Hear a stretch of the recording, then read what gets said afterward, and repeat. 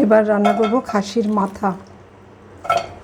খাসির মাথা কে কে খেতে পছন্দ করেন, কিভাবে রান্না করেন আমি ঠিক জানি না, তো আমি যেভাবে করি সেটাই আমি একটা আপনাদের সাথে শেয়ার করতে চাই।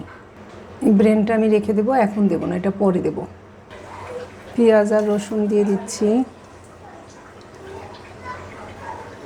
সবসময় পেঁয়াজ রসুন এরকম দিতেই পছন্দ করি, ঝামেলা করতে আসলে ভালো লাগে না। বেশ খানিকটা আদা বাটা,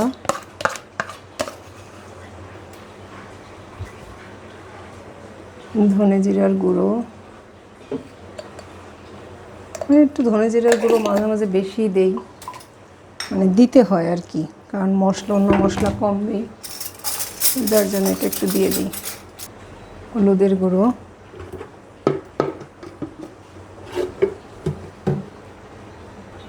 মরিচের গুঁড়ো।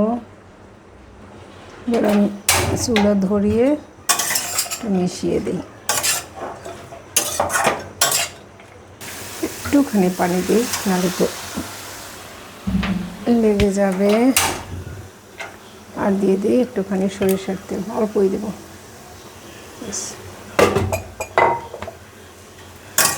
ভালো করে মিশিয়ে দেই।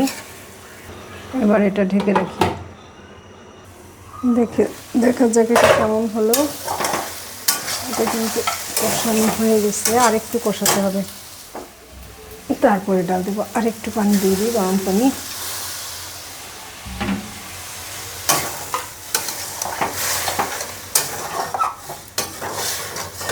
আর খাসির কলিজা না, সরি, এটা তো মাথা কিন্তু অনেক উপকারী, বিশেষ করে বাচ্চাদের জন্য, ব্রেন ডেভেলপমেন্টের জন্য খুব ভালো, আমিষের খুব ভালো উৎস, আর সবচেয়ে ভালো হচ্ছে গুড ফ্যাট। ভাই রে ভাই, আমার যে কাজ দেখেন লেগে গেছে, অন্য কাজে গেছি। ডাল সেদ্ধগুলো দিয়ে দিই, বুটের ডাল।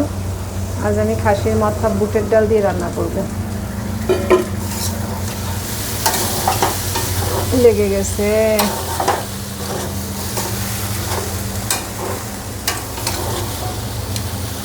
আর একটু কষিয়ে আমি পানি দিয়ে দিব।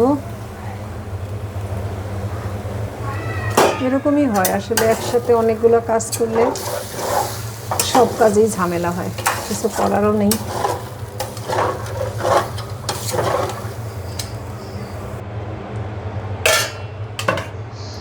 একটু ঢেকে রাখি, আঁচটা অল্প করে দিই, পরে পানি দিয়ে দিব আরও।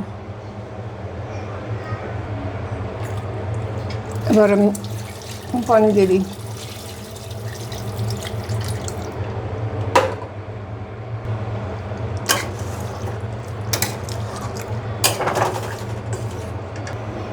এটা দিলাম। এবার যেটা করব, এই ব্রেনটা আমি এখানে বসিয়ে দিই, ব্যাস রান্না হতে থাক। শেষ অংশ আর একটা ভিডিওতে দেখাবো।